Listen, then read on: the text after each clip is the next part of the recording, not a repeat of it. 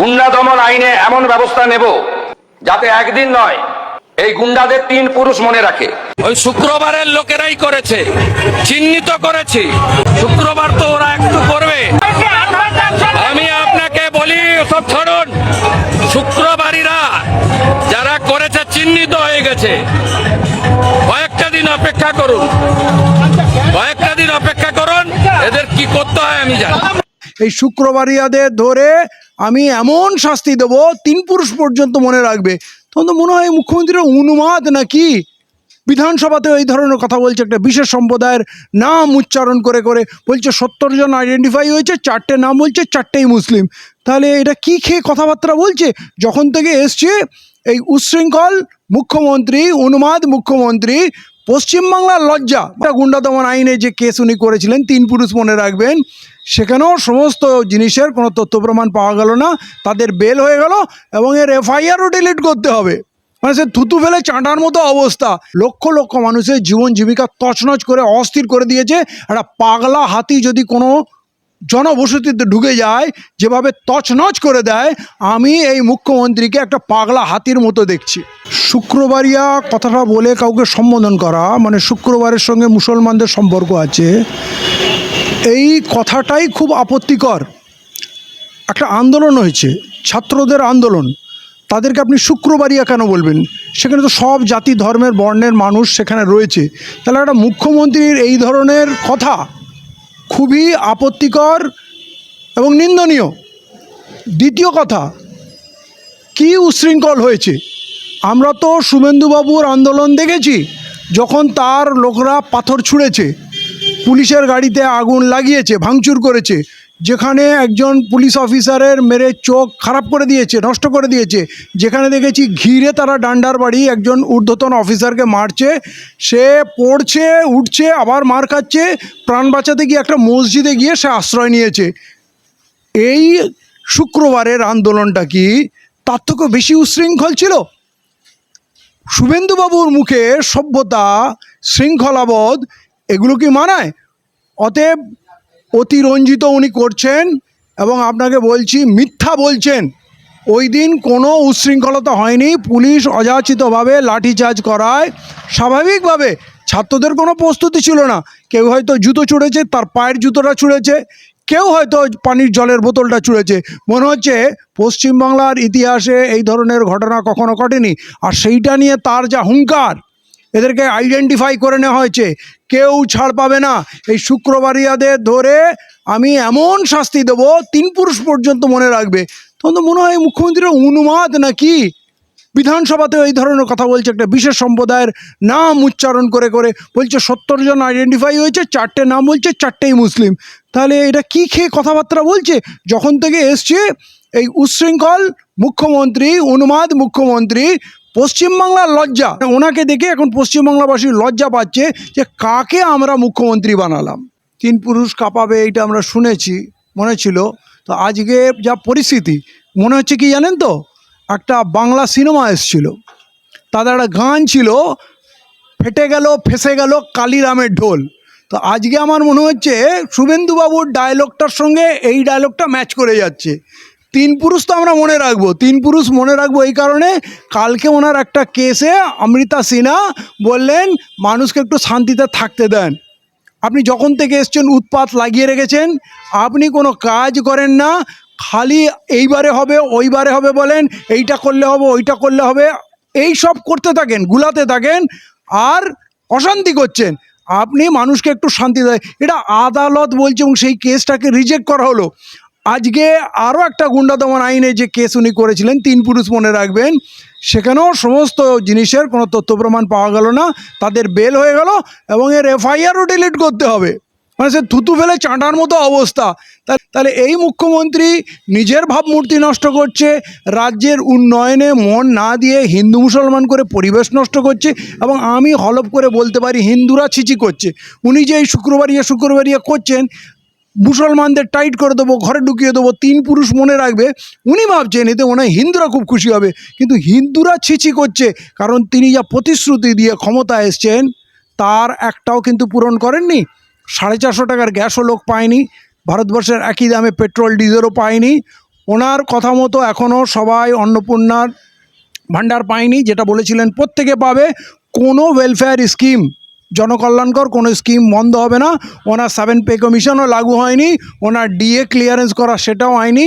ওই রাঁধুনিরা mid day মিলে তাদের চাকরি গেছে, টোটোওয়ালাদের হালত খারাপ, আর চতুর্দিকে হাট বাজার ভেঙে, স্টেশন ভেঙে লক্ষ লক্ষ মানুষের জীবন জীবিকা তছনছ করে অস্থির করে দিয়েছে। একটা পাগলা হাতি যদি কোনো জনবসতিতে ঢুকে যায়, যেভাবে তছনছ করে দেয়, আমি এই মুখ্যমন্ত্রীকে একটা পাগলা হাতির মতো দেখছি। চরম অসভ্যতা। তাদেরকে মিথ্যা কেসের বিনায় ধরেছে, তাদের বিচার হবে আদালতে। আর যদি যে রিকনস্ট্রাকশনের যে ফর্মুলা দিচ্ছে, রিকনস্ট্রাকশন কোথায় হয়? কোনো একটা জায়গায় ঘটনা ঘটেছে, সেখানে পুলিশ ছিল না। মার্ডার, খুব হিনিয়াস ক্রাইম হয়েছে, বড় ঘটনা। আরে এখানে তো ধর্মতলার পুরো সিসিটিভি কাভারেজের মধ্যে হয়েছে, প্লাস মিডিয়ার এত ক্যামেরা ছিল, পুলিশ নিজের মোবাইল দিয়ে ছবি তুলতেই থাকে। তারপরে কি এমন হয়েছিল? ওই জলের বোতল ছোড়ার রিকনস্ট্রাকশন, জুতো ছোড়ার রিকনস্ট্রাকশন। আর যেই ছেলেটার বিরুদ্ধে একটা ফুটেজ পাবে না, ওইখানে যারা ছিল তাদের কারোর বিরুদ্ধে কোনো ফুটেজ পাচ্ছে না, জোর করে তাদের বাড়ি থেকে তোলানো হয়েছে। তারা অপরাধ করলে তাদের স্পটে কেন ধরা হয়নি, বাড়ি থেকে কেন তোলা হলো? শুক্রবারের ঘটনা শনিবারের রাত্রে তুলছে, আর কিছু দুটো ছেলেকে রবিবারে তুললো, তার মানে পরে প্ল্যান করে ঠান্ডা মাথায় তুলেছে। কিন্তু ওই রিকনস্ট্রাকশনে এসে যে অসভ্যতাটা হয়েছে, মিডিয়ার ছেলেমেয়েগুলো তারা কিলবিল করছে। আপনি বলুন তো, যখন একটা সরকারি কাজ চলছে বা তদন্ত, মানে রিকনস্ট্রাকশন মানে তদন্ত, তদন্তই যদি কিছু জিজ্ঞাসা করার থাকে তাহলে পুলিশ করবে, আইও করবে, ইনভেস্টিগেশন অফিসার যে আছে সে করবে। তাহলে মিডিয়া তার মাঝখানে কী করে ঢুকবে? এরা কিন্তু মিডিয়াকে সরালো না, দূরে রাখলো না, এবং তাদের খালি পায়ে আনলো। তাদের অপরাধ কি? তাদের কোনো অপরাধ প্রমাণ হয়নি, তাদেরকে খালি পায়ে কাউকে হাফ প্যান্ট পরে এগুলো কি তামাশা করছে? মানে মুখ্যমন্ত্রীর নির্দেশে মুসলমানদের সঙ্গে খারাপ ব্যবহার করো, উনি ভাবছেন এইটাই মনে হয় রাজ্যবাসীর কাছে, স্পেশালি হিন্দুদের কাছে এটা একটা তোফা। কিন্তু হিন্দুরা এইসব চায় না, তারা যন্ত্রণায় ভুগছে।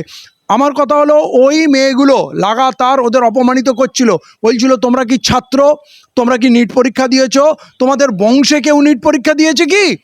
তাহলে এটা মুসলমানদেরকে অবহেলা করছে, ওরা ভাবছে এরা মনে হয় কোনো নিট পরীক্ষা দেওয়ার লোক না, এদের বংশেও মনে হয় কেউ নিট পরীক্ষা দেবে না। কিন্তু এদের জ্ঞাততার জন্য বলছি, আজকে আলামিন মিশন থেকে প্রতি বছর নিটে যত কোয়ালিফাই করে, রামকৃষ্ণ মিশনেও তত করে না। আর পশ্চিমবাংলায় এখন চাষির বেটা, রিক্সাওয়ালার বেটা, ভ্যানওয়ালার বেটা, ইট ভাটায় কাজ করে, বিড়ি বাদে, তার ছেলেমেয়েরা নিট ক্র্যাক করছে। এরা খোঁজ রাখে না, এরা ভাবে মুসলমান মানে অশিক্ষিত, মুসলমান মানে লুঙ্গিওয়ালা, আর মুসলমান মানে আমরা উপহাস করব। কিন্তু এরা যে অসভ্য, মানুষকে সম্মান করে না। একটা মানুষ অপরাধী প্রমাণিত হয়নি, কিন্তু তার সঙ্গে খারাপ ব্যবহার এই সাংবাদিক করছে। তাহলে এই সাংবাদিককে লোক ঘৃণা কেন করবে না? এই সাংবাদিককে দেখে চটি কেন ছুড়বে না? এই সাংবাদিককে দেখে গাল কেন দেবে? এই গদি মিডিয়াকে যে গাল লোক দেয়, এমনি দেয় না।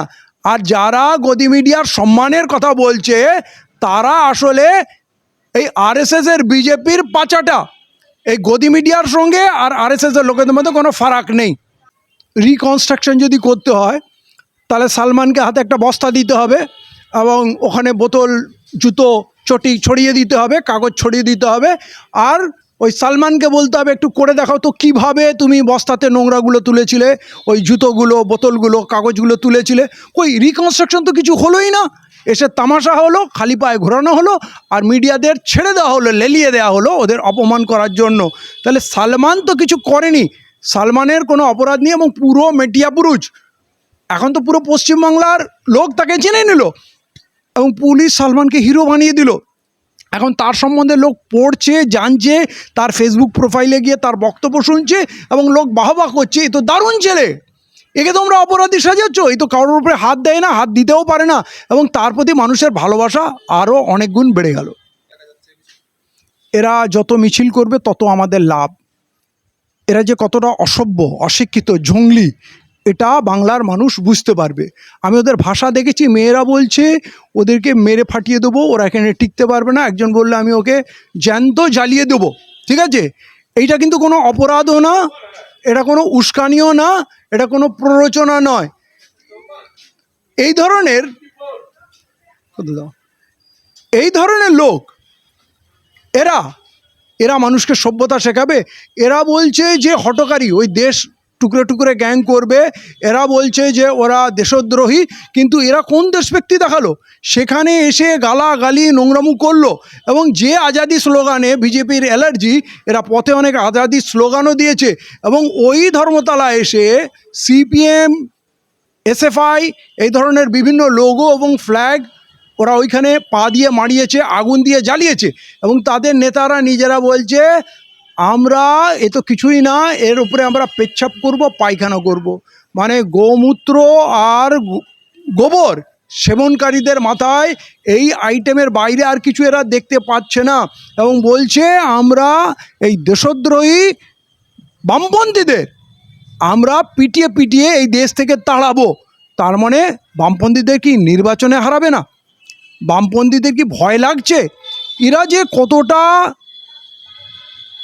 অভদ্র, কতটা অসভ্য এবং গণতন্ত্র বিরোধী এইটা প্রমাণ হচ্ছে, এবং এদের এটাও হুঁশ নেই, পশ্চিমবাংলার হিন্দু মুসলমান সবাই এখন এদেরকে ঘৃণা করছে, এদের বিরোধী।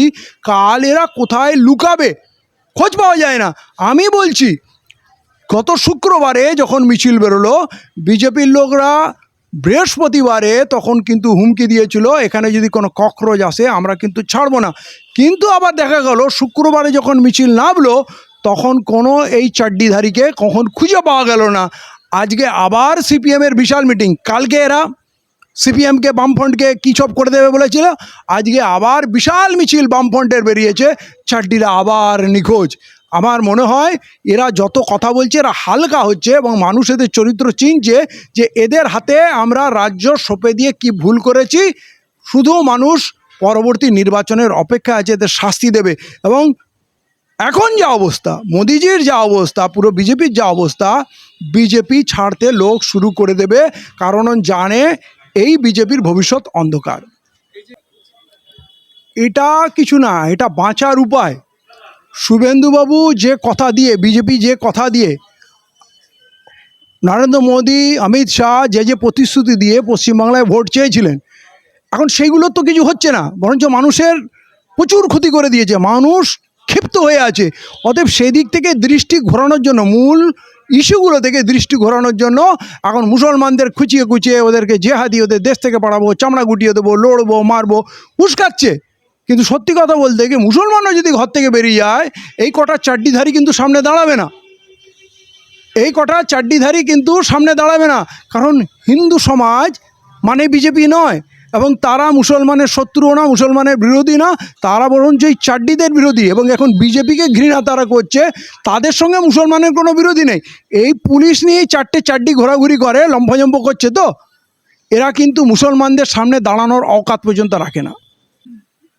পুরো ক্যামেরা দেখছে তো, পুরো দেশের যুবকরা, বাচ্চারা মোদিকে নিয়ে ভিডিও করছে, গালাগালি দিচ্ছে, ইউনিভার্সিটির মেয়েরা দিচ্ছে, তারা কি সব মুসলমান?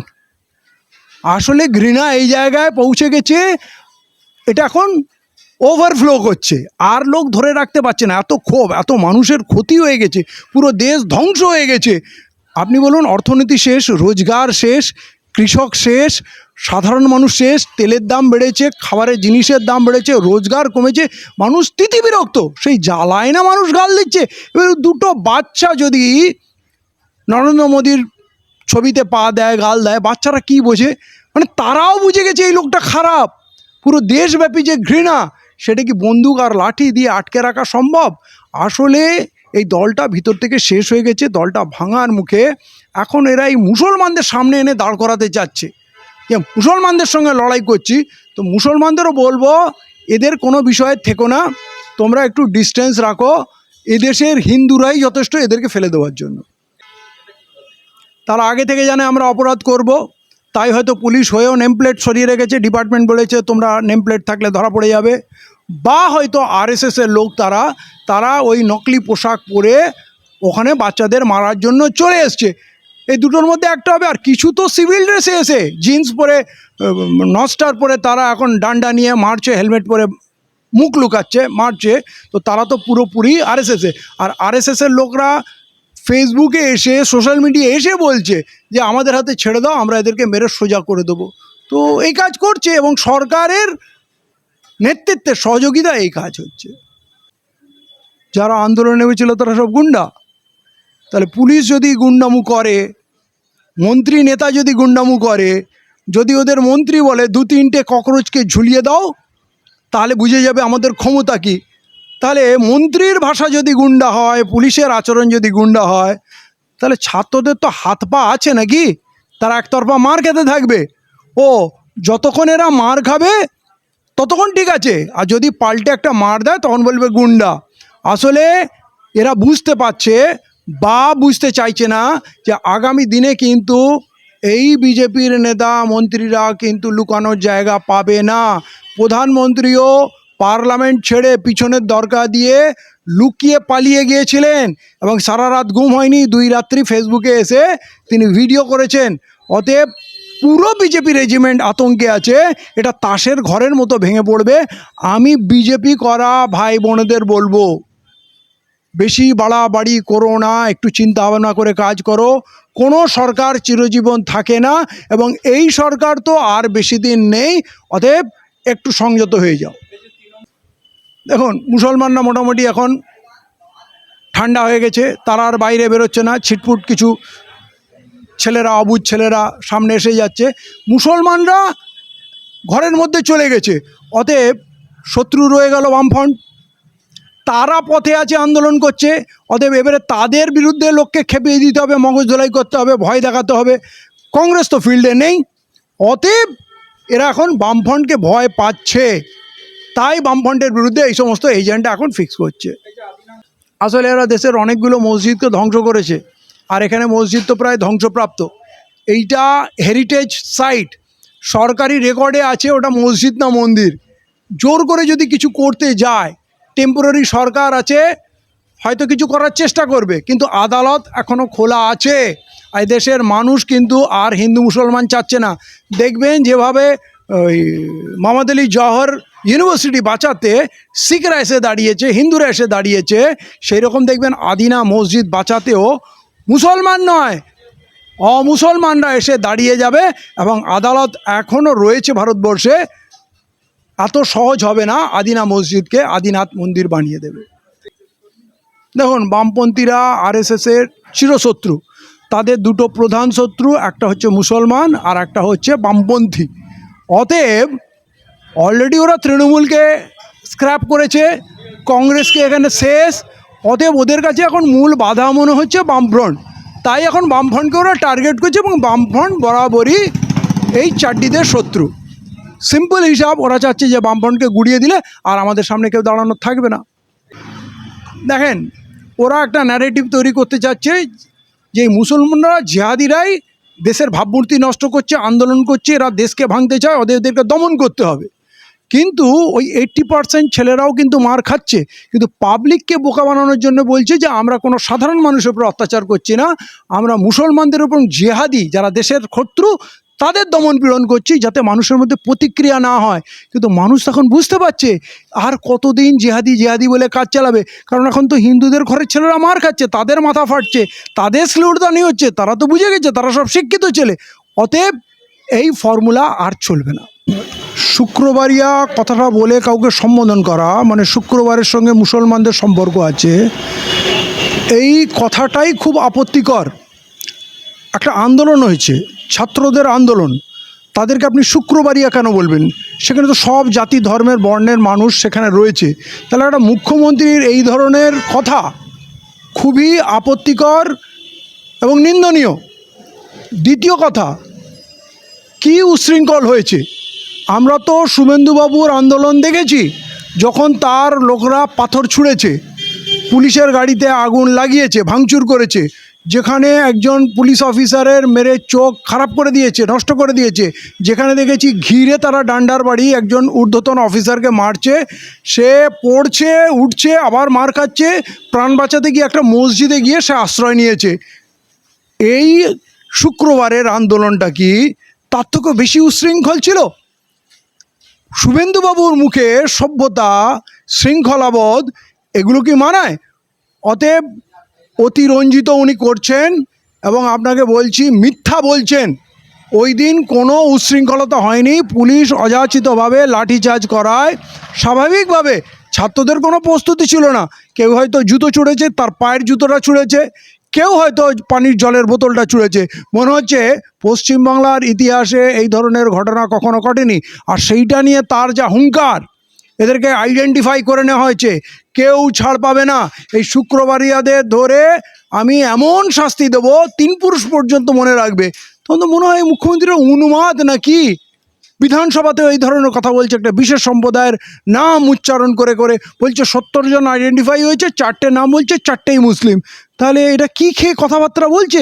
যখন থেকে এসছে এই উচ্ছৃঙ্খল মুখ্যমন্ত্রী, উন্মাদ মুখ্যমন্ত্রী, পশ্চিমবাংলার লজ্জা, মানে ওনাকে দেখে এখন পশ্চিমবাংলাবাসী লজ্জা পাচ্ছে যে কাকে আমরা মুখ্যমন্ত্রী বানালাম। 3 পুরুষ কাঁপাবে এইটা আমরা শুনেছি, মনে ছিল। তো আজকে যা পরিস্থিতি, মনে হচ্ছে কি জানেন তো, একটা বাংলা সিনেমা এসেছিল, তাদের একটা গান ছিল, ফেটে গেল ফেসে গেল কালিরামের ঢোল। তো আজকে আমার মনে হচ্ছে শুভেন্দুবাবুর ডায়লগটার সঙ্গে এই ডায়লগটা ম্যাচ করে যাচ্ছে। 3 পুরুষ তো আমরা মনে রাখবো, 3 পুরুষ মনে রাখবো এই কারণে, কালকে ওনার একটা কেসে অমৃতা সিনহা বললেন মানুষকে একটু শান্তিতে থাকতে দেন। আপনি যখন থেকে এসছেন উৎপাত লাগিয়ে রেখেছেন, আপনি কোনো কাজ করেন না, খালি এইবারে হবে ওইবারে হবে বলেন, এইটা করলে হবে ওইটা করলে হবে, এই সব করতে থাকেন, গুলাতে থাকেন আর অশান্তি করছেন। আপনি মানুষকে একটু শান্তি দেয়, এটা আদালত বলছে এবং সেই কেসটাকে রিজেক্ট করা হলো। আজকে আরও একটা গুন্ডা দমন আইনে যে কেস উনি করেছিলেন 3 পুরুষ মনে রাখবেন, সেখানেও সমস্ত জিনিসের কোনো তথ্য প্রমাণ পাওয়া গেল না, তাদের বেল হয়ে গেল এবং এর এফআইআরও ডিলিট করতে হবে। মানে সে থুতু ফেলে চাঁটার মতো অবস্থা। তাহলে এই মুখ্যমন্ত্রী নিজের ভাবমূর্তি নষ্ট করছে, রাজ্যের উন্নয়নে মন না দিয়ে হিন্দু মুসলমান করে পরিবেশ নষ্ট করছে, এবং আমি হলফ করে বলতে পারি হিন্দুরা ছিচি করছে। উনি যে এই শুক্রবারিয়া করছেন, মুসলমানদের টাইট করে দেবো, ঘরে ঢুকিয়ে দেবো, 3 পুরুষ মনে রাখবে, উনি ভাবছেন এতে মনে হয় হিন্দুরা খুব খুশি হবে, কিন্তু হিন্দুরা ছিচি করছে। কারণ তিনি যা প্রতিশ্রুতি দিয়ে ক্ষমতা এসছেন তার একটাও কিন্তু পূরণ করেননি। 450 টাকার গ্যাসও লোক পায়নি, ভারতবর্ষের একই দামে পেট্রোল ডিজেলও পায়নি। ওনার কথা মতো এখনও সবাই অন্নপূর্ণার ভাণ্ডার পায়নি, যেটা বলেছিলেন প্রত্যেকে পাবে। কোনো ওয়েলফেয়ার স্কিম, জনকল্যাণকর কোনো স্কিম বন্ধ হবে না। ওনার 7 পে কমিশনও লাগু হয়নি, ওনার ডিএ ক্লিয়ারেন্স করা সেটাও হয়নি। ওই রাঁধুনিরা মিড ডে মিলে তাদের চাকরি গেছে, টোটোওয়ালাদের হালত খারাপ, আর চতুর্দিকে হাট বাজার ভেঙে, স্টেশন ভেঙে লক্ষ লক্ষ মানুষের জীবন জীবিকা তছনছ করে অস্থির করে দিয়েছে। একটা পাগলা হাতি যদি কোনো জনবসতিতে ঢুকে যায়, যেভাবে তছনছ করে দেয়, আমি এই মুখ্যমন্ত্রীকে একটা পাগলা হাতির মতো দেখছি।